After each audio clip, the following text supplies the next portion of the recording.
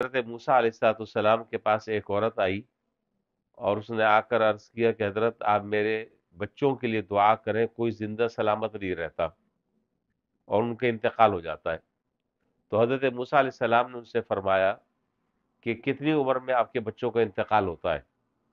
بسم اللہ الرحمن الرحیم، نحمدہ ونصلی علی رسولہ الکریم، اما بعد۔ اللہ رب العالمین نے ہمیں اور آپ کو جو زندگی عطا فرمائی ہے وہ زندگی ایک امانت ہے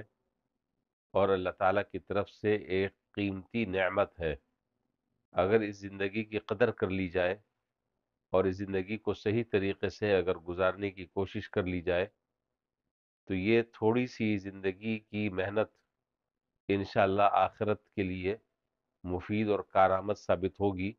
اور ہمیشہ ہمیشہ کے لیے اللہ تعالیٰ انشاءاللہ دائمی راحتیں اور عافیتیں نصیب فرمائیں گے۔ لیکن عام طور پر انسان کو جب تک زندگی ملی رہتی ہے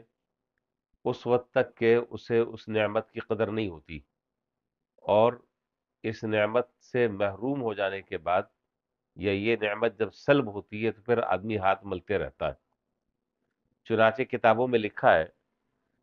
کہ حضرت موسیٰ علیہ السلام کے پاس ایک عورت آئی اور اس نے آ کر عرض کیا کہ حضرت آپ میرے بچوں کے لیے دعا کریں، کوئی زندہ سلامت نہیں رہتا اور ان کا انتقال ہو جاتا ہے۔ تو حضرت موسیٰ علیہ السلام نے ان سے فرمایا کہ کتنی عمر میں آپ کے بچوں کا انتقال ہوتا ہے؟ اس نے کہا کہ کوئی 100 سال کی عمر میں فوت ہو جاتا ہے، کوئی 200 سال کی عمر میں فوت ہو جاتا ہے، کوئی 300 سال کی عمر میں فوت ہو جاتا ہے۔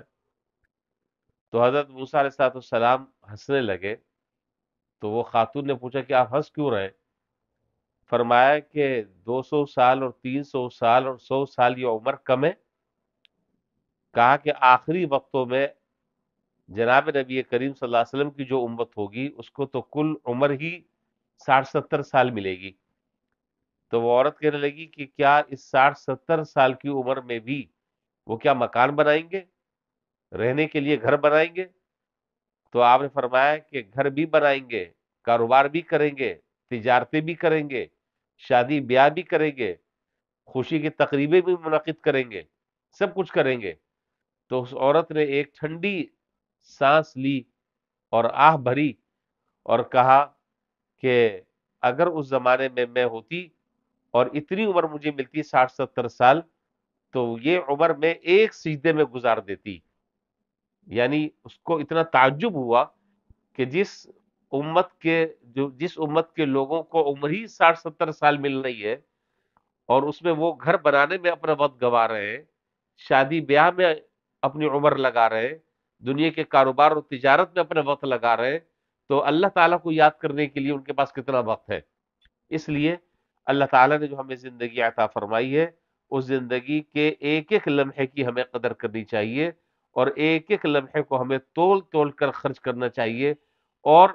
ہر وہ کام کرنا چاہیے کہ جس سے اللہ جل شانہ راضی ہوتے ہوں اور جو ہمارے آخرت میں اجر کا اور ثواب کا باعث بن جائے اور ہمارے درجات کی بلندی کا ذریعہ بن جائے۔ اللہ تعالی ہمیں اپنی زندگی کی قدر و قیمت کو پہچاننے کی توفیق عطا فرمائے اور اپنے رضا والے کاموں میں اللہ تعالی ہمیں اسے استعمال کرنے کی توفیق عطا فرمائے اور ہر طرح کے گناہوں سے اور معصیتوں سے اس زندگی کو آلودہ کرنے سے اللہ تعالی ہم سب کی حفاظت فرمائے۔ وآخر دعوانا ان الحمد للہ رب العالمین۔